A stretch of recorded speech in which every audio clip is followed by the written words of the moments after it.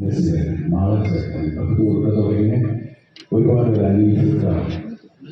ശരിക്കും എന്താ പറയാ, നമ്മളെ ഉണ്ടെങ്കിലും ഇല്ലെന്ന മട്ടിലിരിക്കുന്ന നമ്മുടെ ഏറ്റവും നമ്മൾ സ്നേഹിക്കുന്ന നമ്മളെ വിളിച്ചത് അതിന് ഒരുപാട് പേരുടെ കൂടെ കളിച്ച് എൻ്റെ ഒപ്പം പിന്നെ വന്ന ആൾക്കാരാണ് സൈനികവും അശ്വതിയാക്കാൻ തുടങ്ങിയ ഒരുപാട് അവരുടെയൊക്കെ കൂടെ കളിച്ച് ചിരിയും കരച്ചുകൊണ്ട് അവരിൽ നിന്നാണ് ഞാൻ പഠിച്ചത്.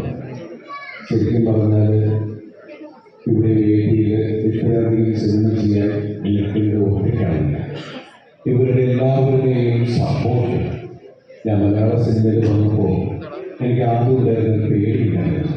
കാരണം ഞാൻ അസിസ്റ്റന്റ് ഡയറക്ടറായിട്ട് വർക്ക് ചെയ്യുന്ന ഒരു ആക്ടറായി മാറുമ്പോൾ ഈ ആക്ടേഴ്സ് എന്നോട് എങ്ങനെയായിരിക്കും പെരുമാറുക എന്നുള്ളൊരു വലിയ പേടിയുണ്ടായിരുന്നു.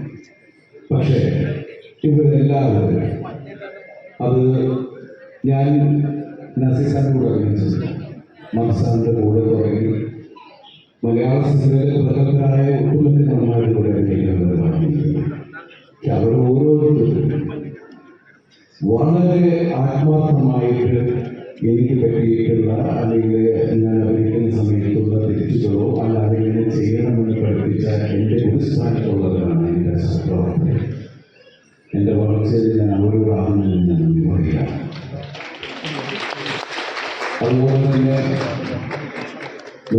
സിനിമ എന്നുള്ള ദൈവമുണ്ട്. അതുവരെ എത്തിച്ച എൻ്റെ നിർമ്മാതാക്കൾ, എൻ്റെ സംവിധായകർ, എൻ്റെ എഴുത്തുകാർ, എൻ്റെ കൂടെ വർക്ക് ചെയ്ത എല്ലാവരെയും ഞാൻ നിമിഷം ആത്മാർത്ഥതയോടെ നന്ദിയോടെ. കാരണം ഞാൻ ഒറ്റയ്ക്കല്ല ഓർമ്മ, എൻ്റെ കൂടെ എൻ്റെ കോ-ആർട്ടിസ്റ്റുകൾ, എൻ്റെ ഡയറക്ടേഴ്സ്, എൻ്റെ റൈറ്റേഴ്സ്, എല്ലാവരും, എൻ്റെ ടെക്നീഷ്യൻസ് എല്ലാവരും.